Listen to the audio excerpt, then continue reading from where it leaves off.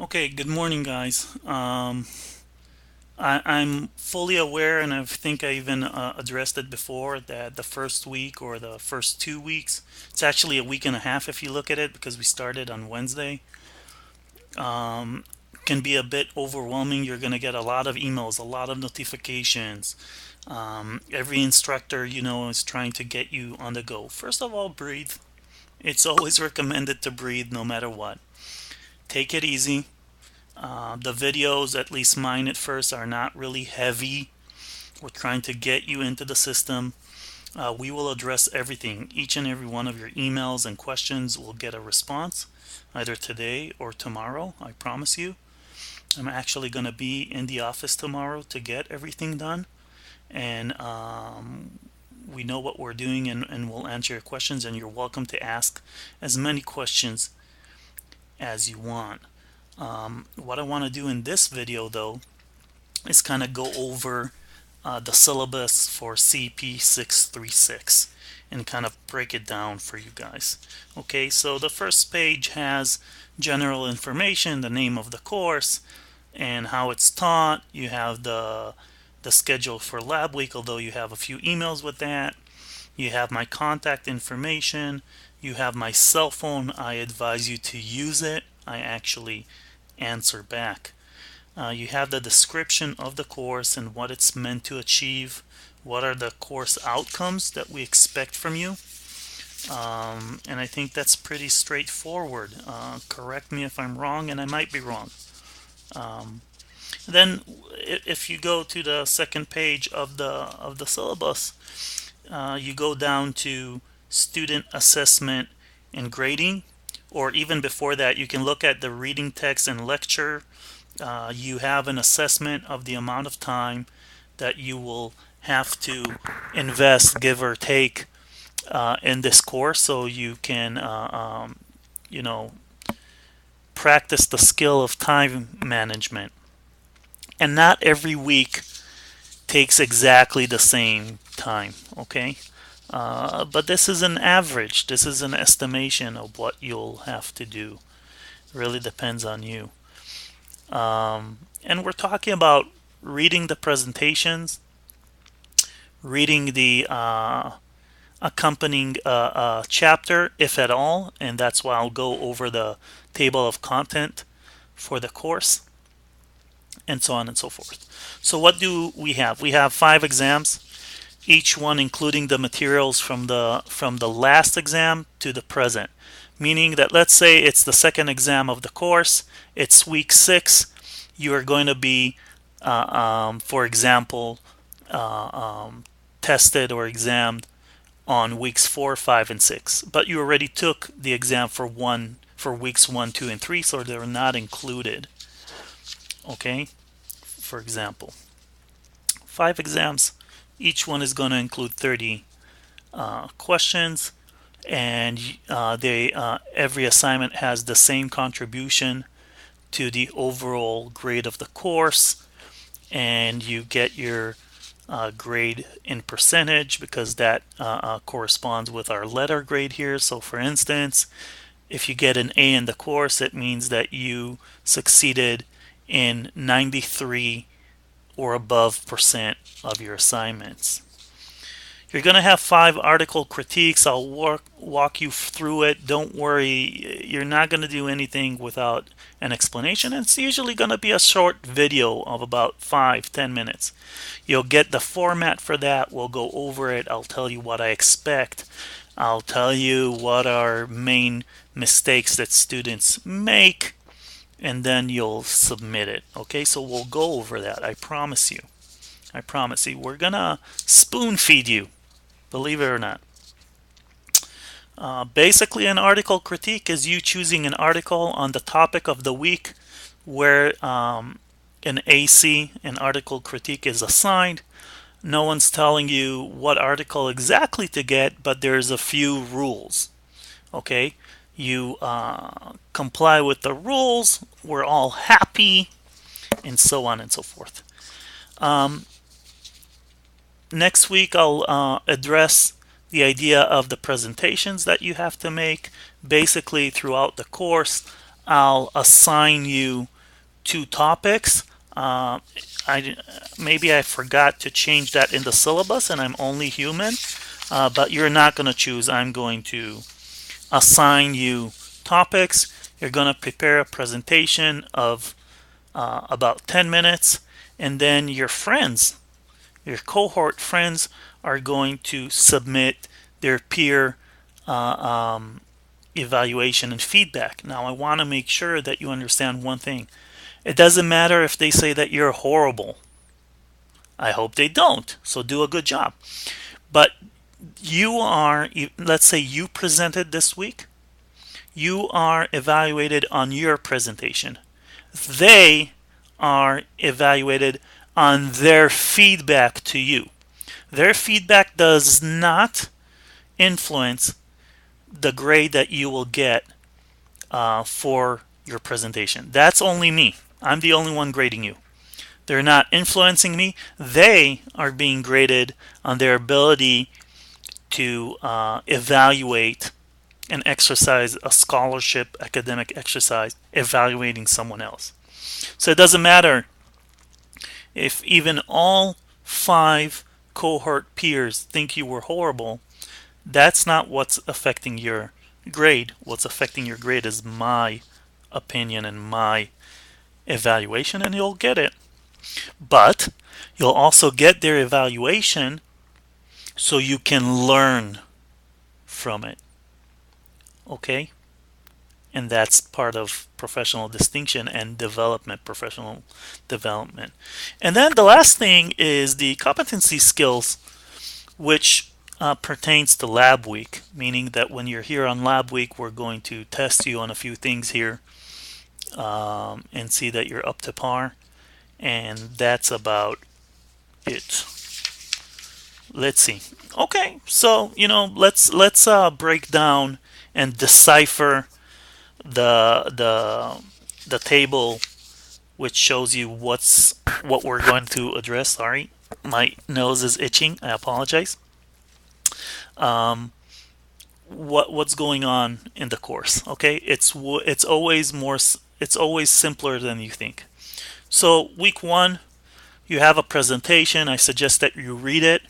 It will be followed always by a video. I always prefer that you read the presentation, and then I'll send you the video because I think it's easier. Otherwise, you might get addicted to the videos and miss the point. So, for instance, there is no reading assignment for the first few weeks. The first few weeks are a refreshment of knowledge for most of you. If you're coming in with a Bachelor of Science in Exercise Science, then it should be just a refreshment of knowledge. We are obligated to teach you this. I won't lie to you, I didn't think we should, but we are obligated to do so to withstand accreditation criteria, and we are an accredited program, as you know. So the first week you just have the presentation, and then you'll have my video, which will be a separate video regarding these materials, and I'll break it down for you. Sorry, someone is bugging me. Sorry. Same thing goes for the second week. You can see on the second week that you have an assignment, which is the article critique, and you have to find an article pertaining to the ICF and ECF, and we'll learn about that. We'll talk about that, and you'll have time to do it. And I'll send you the format and the rubric, and I'll break it down for you, and you'll get it. And others have done it and succeeded in it, and you will too. It's actually pretty simple, by the way.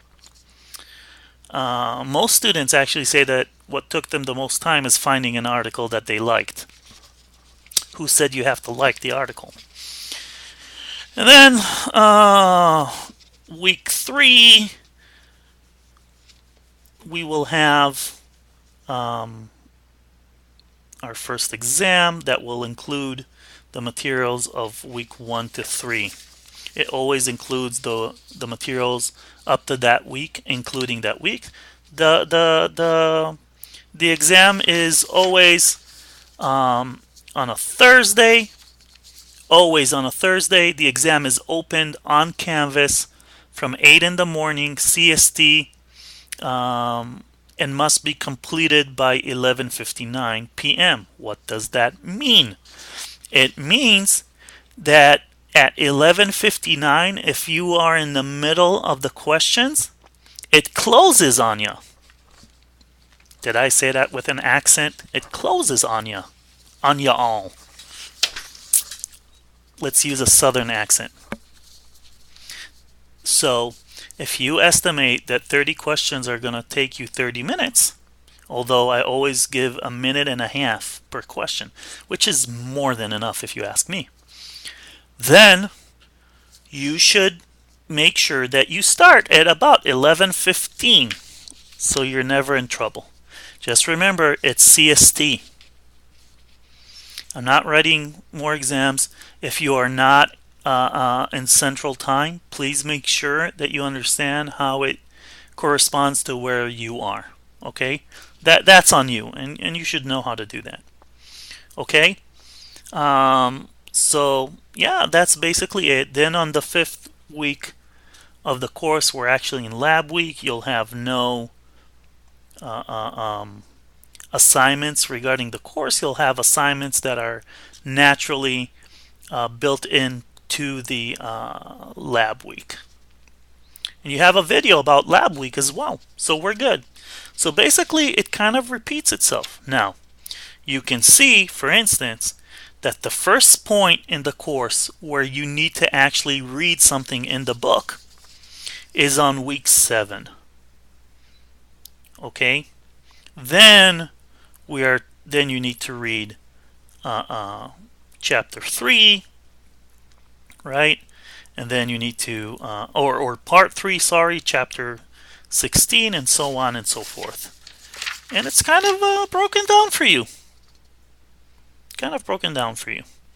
None of the reads are too long. None of them are impossible, in my opinion. You can see that I have highlighted in bold if you need to buy the book, or I'll just send you the chapters. I try and keep the materials per course to one book. I don't want you to spend too much money. That's not the point. So, and yeah, so you'll have a short video for every week. You can get used to the videos. When you see a video, I hope you smile. I hope you smile because it's important information, and I'll try always to give it to you in advance. Okay, I'll try and break down every week for you. And you'll see that the courses will, they'll settle down. They'll reach their own pace. You'll get it. I don't remember having an assignment in any of my courses that will take you a couple of days. Truly not, to the best of my knowledge. At least that's not the feedback from past years. Okay, jumping forward, you can see that relying on the videos and the presentations alone do not promise you success. So if there's reading materials, I suggest that you read them. You have to attend all lab weeks to pass the course. Obviously, you also have to be at lab week. That's the point. Assignments need to be submitted on time, mind you. If you have a special reason where you're not going to be able to do it, please communicate with me, and there are solutions. There's always a solution. All the assignments have equal contribution. That's point number 3. You have to achieve 70% success on every exam, not an average, on every exam to pass the course. You can retake every exam once, so don't freak out. I want to explain that. 5 exams. Let's say you didn't do as well as you wanted to, or you should, on exam number 2. God forbid, not wanting to jinx you. The week after, you can retake the exam. Are those the same questions? No, because I'm not stupid. Are they of equal amount and quality? Yes, they are. Are they also taken on Canvas? Yes, they are. Is the exam going to be open from 8 a.m. until almost midnight? CST? Yes, it is. What happens with the grades? You always get the highest score of your 2 attempts, so there's no reason not to. Okay? Examples. If you got in the first exam a 90% success rate and in the second one 80% success rate, you get the 90.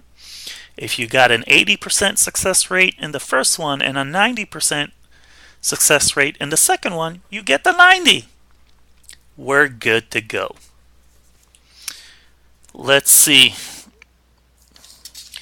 Blah, blah, blah. You have the grade scale for graduate degrees. You have one book that is required. I ask you not to sell the book at the end of 636 because then you're going to have to buy it again for next year. So keep it on the shelf. Yeah, I don't know. The rest is kind of policies. Just read through them. Once again, communication, communication, communication. Communication is huge in this program because we don't meet in class. So we have the videos, we have emails, we have Skype. Don't be embarrassed to talk to me every day. Send me as much emails as you want. Fine. Fine, completely fine. We'll take care of all of your thoughts and questions, and I'd rather you ask 1,000 questions than not ask even one and then get in trouble. Okay? Bottom line, first week and a half are a bit hectic. The whole system is awakening. You have to learn about a new system, new professors. What the heck did he mean by this and that? If you don't know, ask. Okay? And if I haven't thought about telling you something and you give me a remark, you'll see that the whole cohort will get an email or a short video. Listen, TGIF, have a great day. A video regarding this week's materials either today or tomorrow. I promise. Have a good one. Love you guys.